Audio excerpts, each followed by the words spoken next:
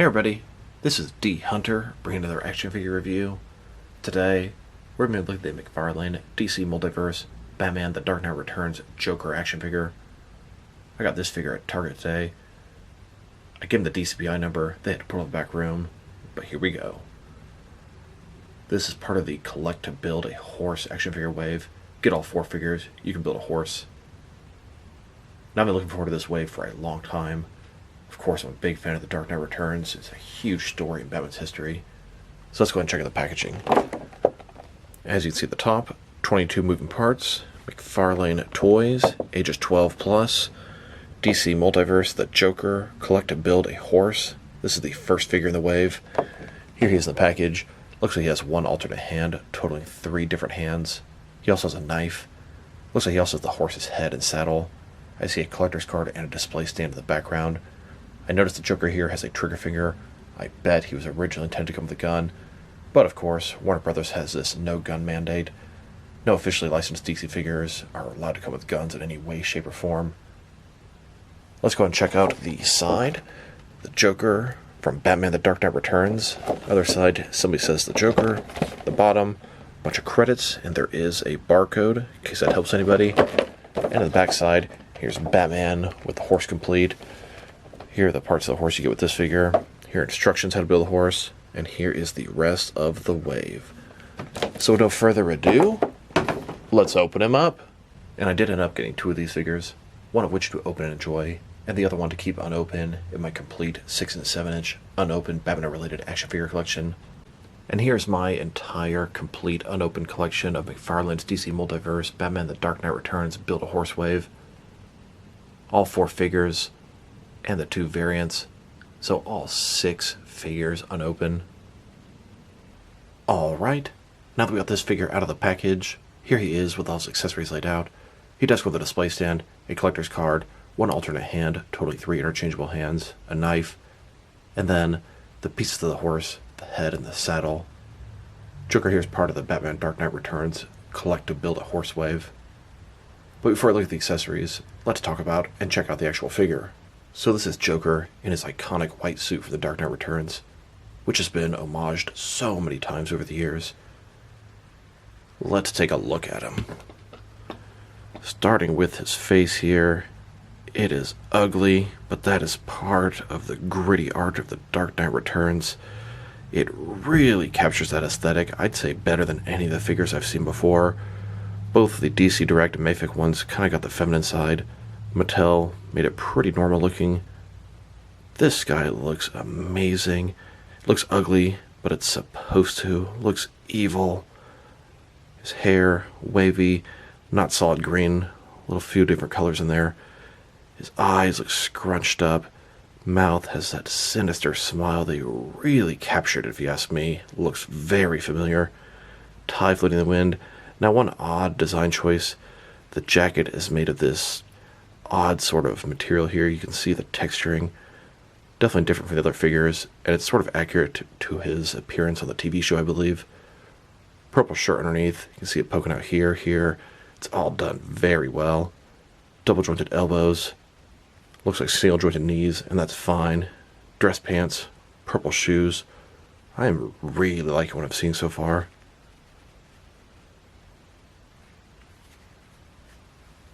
And I want to give a shout out to my boy Albert for making me this amazing Joker diorama. I absolutely love this thing. Thanks again. And just a closer look at his head and face sculpt. Now these figures have been done before, many times by different companies. McFarlane did a great job of making them different and making them badass. I think the faces and looks of all 4 of these figures are excellent. McFarlane knocked these out of the park.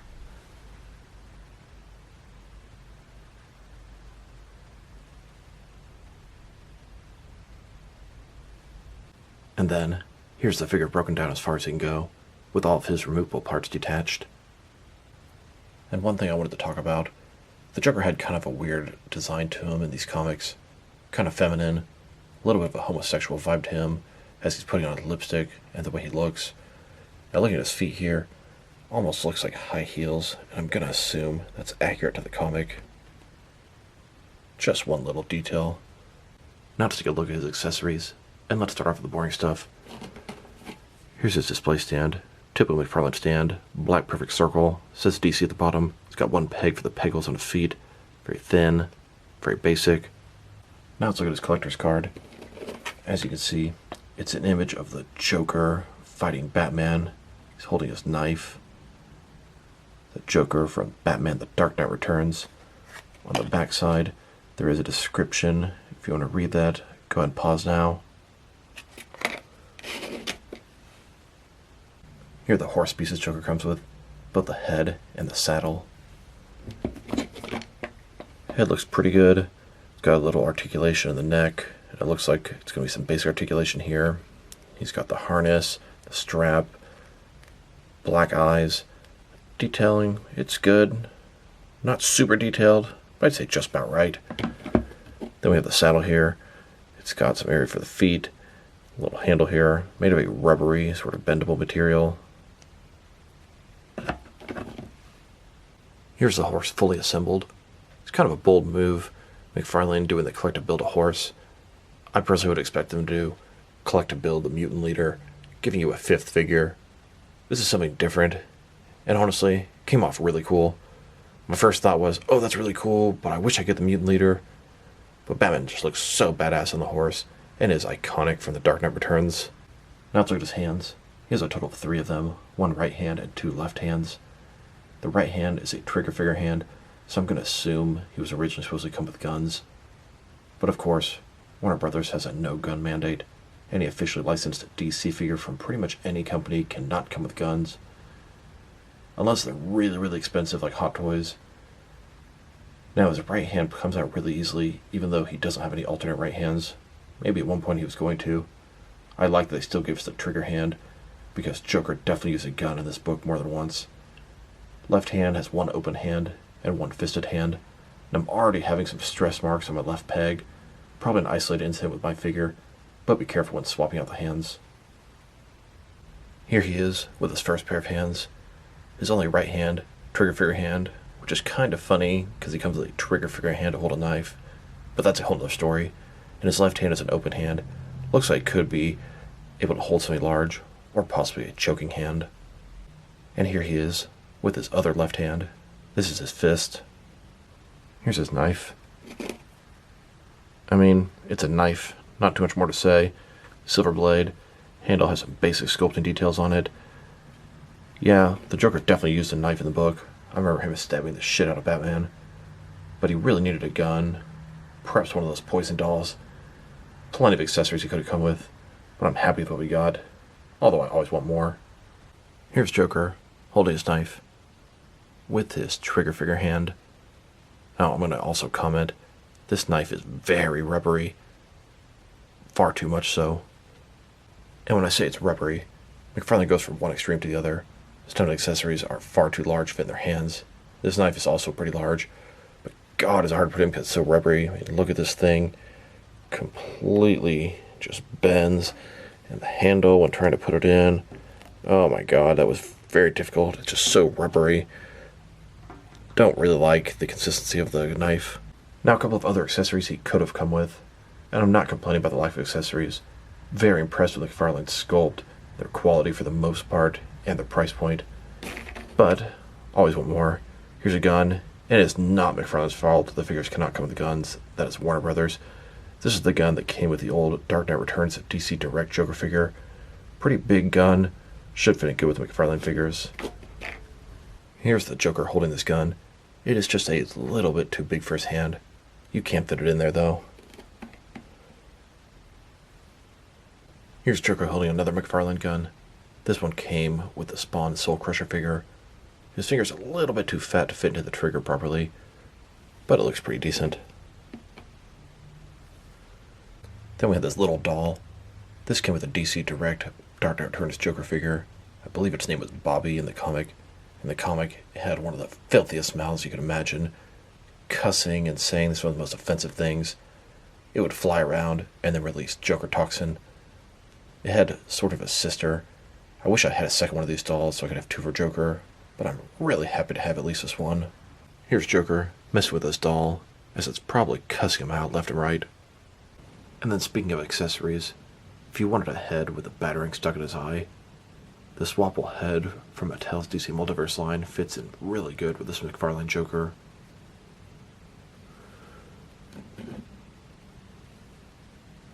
Now that we've taken a pretty good look at the figure, his accessories, and some other accessories you can use to enhance this guy, now let's check out his height. From bottom to the top of his head, standing right at about 7.0 inches tall, which can translate to a hair under 18 centimeters. Now let's look at his articulation. Starting with his head here, of course, it can rotate from side to side. He can look up about that far, down about that far, not too bad. Can't tilt his head from one side to the other. Shoulders, a ball joint, even though they're so big and bulky, they can go out a full 90 degrees. Up, down, around, all that good stuff. Can't really see the butterfly joint here, but it feels like it's still there. I can kind of move the shoulders around. Double jointed elbows, they go all the way in. Now, one thing he's missing is really no rotation. No bicep cut, no rotation of the elbow. Would be kind of nice. Wrist has a ball on it. Can rotate, and it's going to be hinged.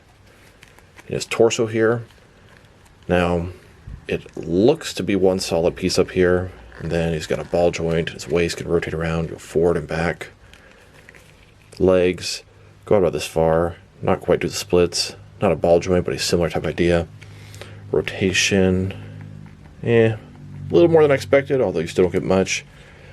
Go forward about that far, back about that much.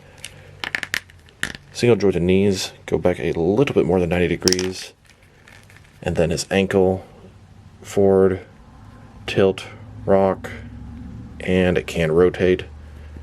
Also toe articulation. Here's an image of Batman taking on the Joker in the alleyway in front of his base. And here's Joker taking a hostage in the Tunnel of Love just before Batman snaps his neck. Here's Batman gripping what appears to be a fatal wound just after he snapped the Joker's neck, but not enough to kill the Joker. The Joker took care of that and snapped his neck the rest of the way, thus sort of showing that Batman would break his no-kill rule, even though Batman didn't actually do it. Now let's check him out, next to some other action figures, starting off with some other McFarlane DC Multiverse figures.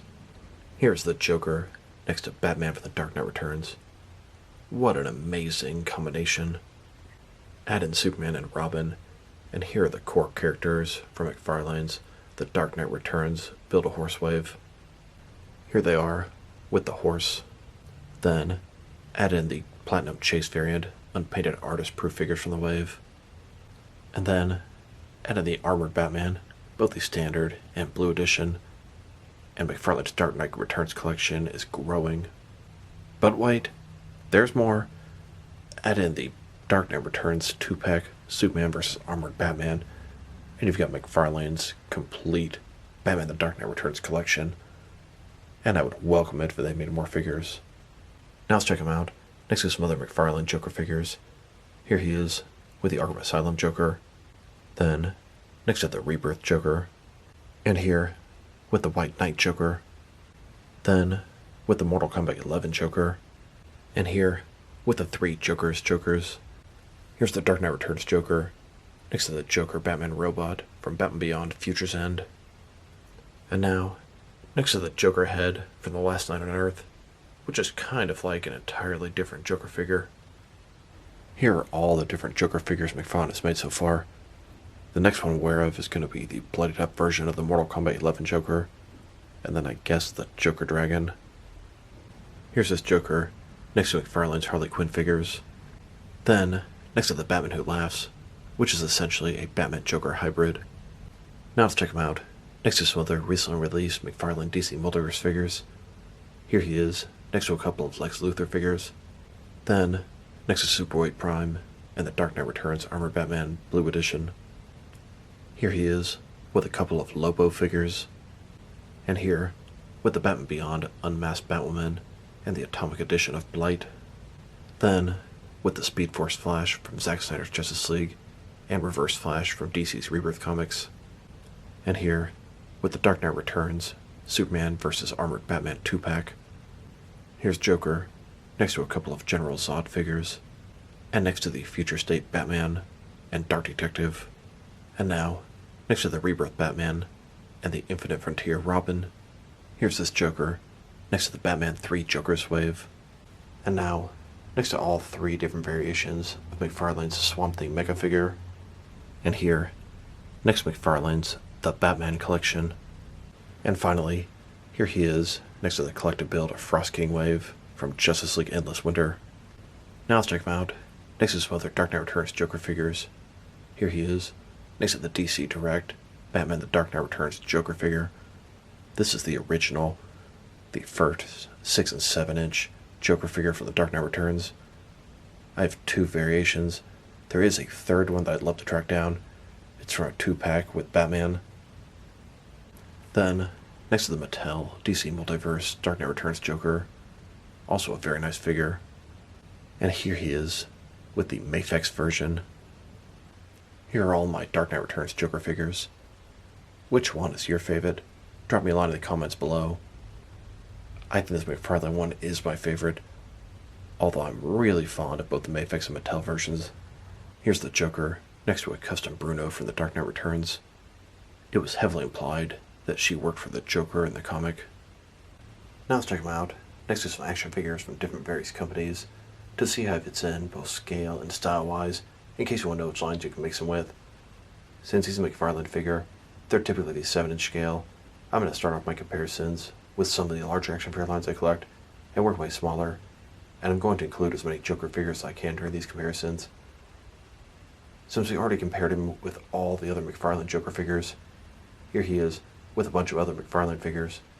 In Freddy were 5 different action figure lines, all from McFarlane Toys, all 7-inch scale. Then, next is more McFarlane figures. These are from different various video game properties. And now, next to some Jakks-specific wrestling figures. And here he is, next to some DST or Diamond Select toys. Then, next to some DC Direct and DC Collectibles Joker figures.